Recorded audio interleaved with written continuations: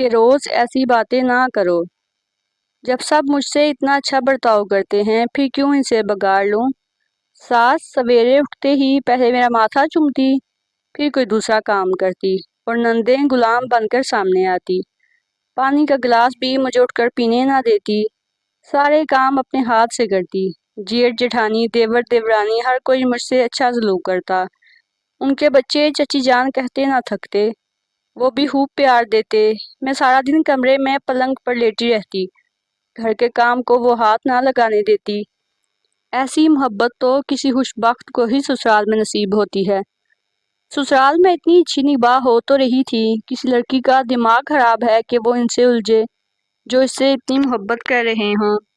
لیکن یہ بات میری امی کو کون سمجھاتا، وہ بس یہی رٹ لگاتی تھی کہ کب ان لوگوں سے الگ ہو رہی ہو، ایسا نہ ہو کہ کل یہ تم پر حاوی ہو جائیں، پھر تو میاں تم کو پیر کی جوتی سمجھ لے گا۔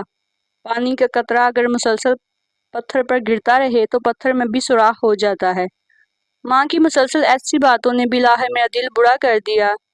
تبھی میں نے میاں سے بات کرنے کی ٹھان لی اور وہ تھکے ہارے گھر آئے تو میں نے موڈ خراب کر لیا۔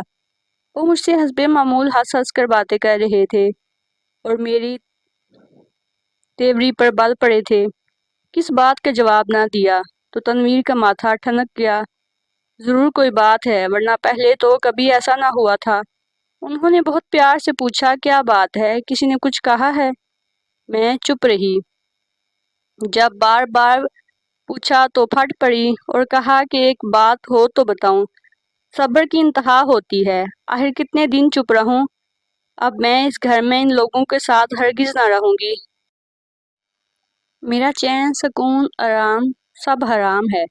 جس کا جب جی چاہے میرے کمرے میں گھسا چلا آتا ہے۔ آپ کے رشتہ داروں نے تو میرا جینا حرام کر کے رکھ دیا ہے۔ اگر آپ نے الگ گھر نہ لیا تو میں کچھ کھا کر مر جاؤں گی۔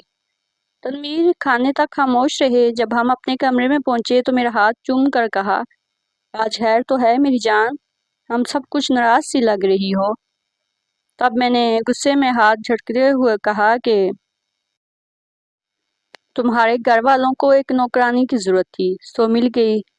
حالانکہ گھر کا کام میں نہ کرتی تھی، مگر میں پھر جو شروع ہوئی تو رات گئے تک بولتی رہی اور اس نے اف تک نہ کہی۔ اب روز میرا ایک ہی ضد تھی، جب گھر آتے کمرے میں داخل ہوتے میں منہ پھیر لیتی، بات کرتے تو لڑنا شروع کر دیتی کہ میں نے تمہارے اس جوائنٹ فیملی سسٹم میں نہیں رہنا، ہم الگ گھر میں رہیں گے اور نئی زندگی کا آغاز کریں گے۔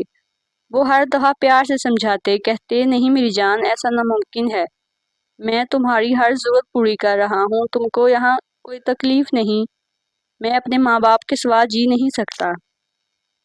میں نے کہا اگر یہ بات ہے تو پھر تم میرے سوا جی لو اور صبح تم مجھے میرے گھر چھوڑ دینا۔ یہ سن کر وہ حیرت کی تصویر بن گئے۔ ان کو مجھ سے ایسی توقع نہ تھی، کیونکہ انہوں نے مجھے کوئی تکلیف نہ دی تھی، بلکہ ہر طرح سے میرے خیال رکھا تھا۔ صبح ہوئی تو میں نے ساری تیاری باندھ لی، کیونکہ امی کے مسلسل فون آ رہے تھے کہ تم نے شوہر سے بات کی، اپنی بات منوائی کہ نہیں، بیوقوف کہیں گی، یہ 4 دن کی چاندنی ہے، تمہارا چاؤ، پھر یہ لوگ تم کو نہیں بلائیں گے، تب تم کچھ نہ کر پاؤ گی، نئی نویلی دلہن ہو کر اپنی کوئی بات نہیں منوا سکتی، بات کی سوچو، یہ ساری تنخواہ ماں کو دے کر تمہارے ہاتھ 1000 2000 رکھیں گے، اس سے تمہاری کیا خواہش پوری ہوگی؟ غرض میری اماں اتنا سر کھایا میرا کہ میرا دماغ خراب کر کے رکھ دیا۔ میں نے ایسی بڑی بڑی باتیں کہنی شروع کر دیں جو قبل از دیوانے کا خواب لگتی تھی، مثلاً علیحدہ گھر اپنے لیے نہیں، اپنے بچوں کے بہتر مستقبل کے لیے چاہیے، اب کے بھائیوں کے بچے ان سے لڑیں گے، روز بچوں کی خاطر تو میں ہوگی، ہمارا تو جینا دوبر ہو جائے گا، حالانکہ ابھی بچے ہوئے کب تھے؟ ایسی باتیں کرنے کی تک نہیں بنتی تھی، مگر میں ایسے ہی اوٹ پٹانگ جواز نکال رہی تھی، کیونکہ بات جو نہ بن رہی تھی۔ میاں نے کافی سمجھایا، اکیلے گھر میں تم کیسے رہو گی، میں ڈیوٹی پر چلا جاؤں گا، شام کو لوٹوں گا، تم تنہائی سے گھبرا جاؤ گی، یہاں سب تمہارا کتنا خیال رکھتے ہیں، کسی چیز کی کمی نہیں ہے۔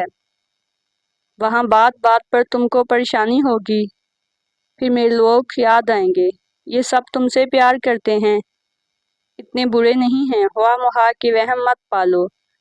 اگر جیب خرچ چاہیے تو بتاؤ، جتنا مانگو گی اس سے زیادہ دوں گا۔ لیکن میری ایک ہی نہیں سنی۔ اس لیے تھی کہ ماں جو دن رات کان کھا رہی تھی، الگ رہو الگ رہو، ساتھ رہو گی تو عمر بھر پھر ان سے الگ نہ ہو سکو گی۔ تمہارے میاں کی کمائی یہی لوگ کھاتے رہیں گے، تیرے پلے کیا بچے گا؟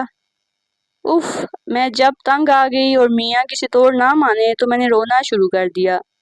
تمام رات روتی اور ان کو سونے نہ دیتی۔ انہوں نے صبح آفس جانا ہوتا، جب رات کو نہ سو پاتے تو صبح ان کے لیے تیار ہو کر آفس جانا مشکل ہونے لگا۔ ان کو یقین ہو گیا کہ اب اس عورت کو سنبھالنا مشکل ہے، یہ ضد پکڑ چکی ہے۔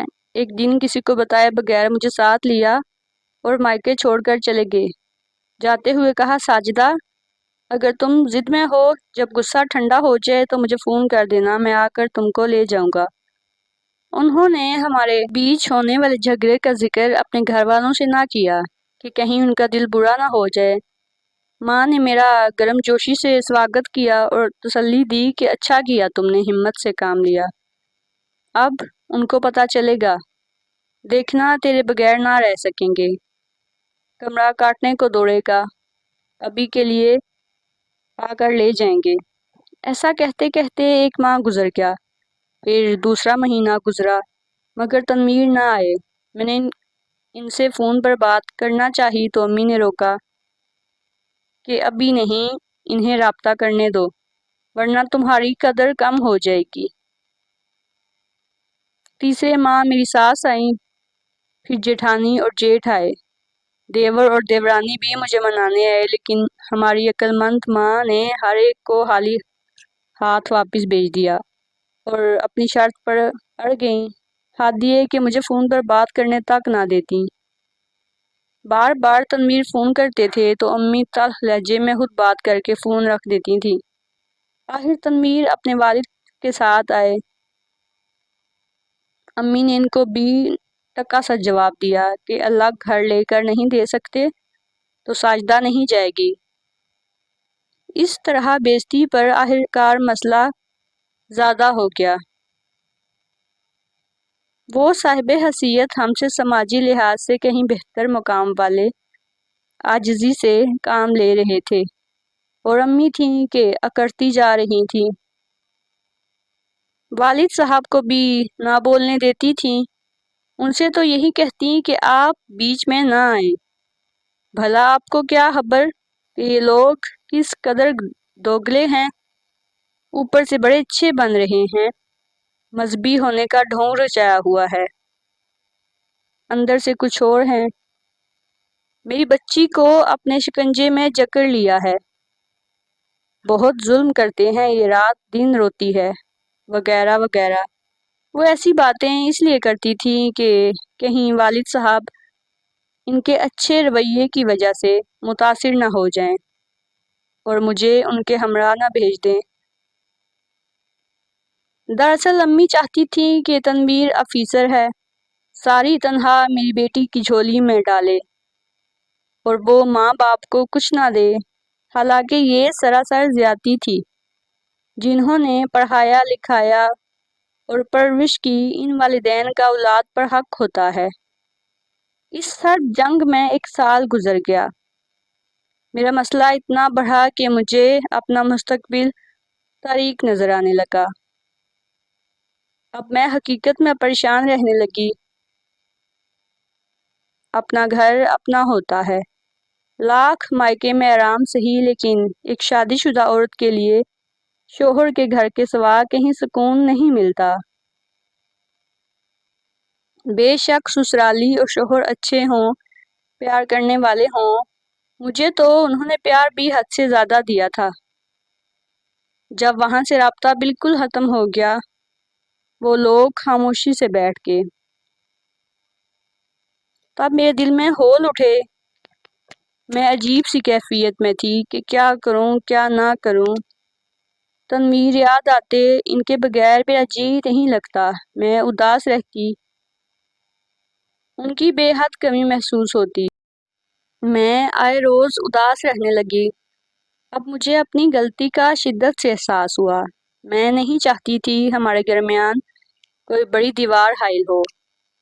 میں شروع دن سے بگاڑ نہیں چاہتی تھی، یہ سب ڈرامہ امی کے کہنے پر کر رہی تھی۔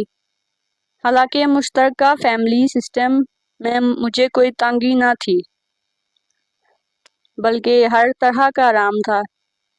جب ماں نے یہ دیکھا کہ یہ ہماری شرط نہیں مانتے تو ہم طلاق کا مطالبہ کر دیں گے، اب کی بار میرے صبر کا پیمانہ لبریز ہو گیا۔